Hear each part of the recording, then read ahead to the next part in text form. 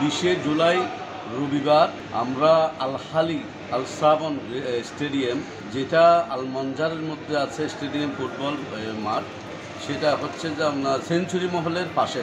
ওইখানে আমরা মৌসুমি ফলের উৎসব, বাংলাদেশি মৌসুমি ফল উৎসব আয়োজন করেছি, ফুড ফেস্টিভ্যাল।